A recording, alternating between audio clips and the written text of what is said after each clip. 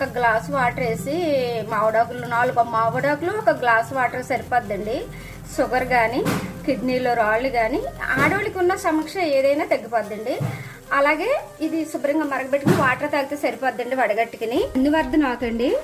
ఈ నందివర్ధనాకు మనం పొద్దుట పరగడుపున పాసమాకంతో తింటేనండి పళ్ళు స్మెల్ రాకుండా ఉంటాయండి. పళ్ళు సొలుపులు కట్ట వస్తాయి కదండి చాలా మందికి, ఆ సొలుపులు రాకోకుండా గారి కట్ట లేకోకుండా ఉంటుందండి. దీన్ని నవిలేసి ఇలాగా మడత పెట్టుకుని నవిలేసి మనము ఊసెత్తే సరిపోతుందండి.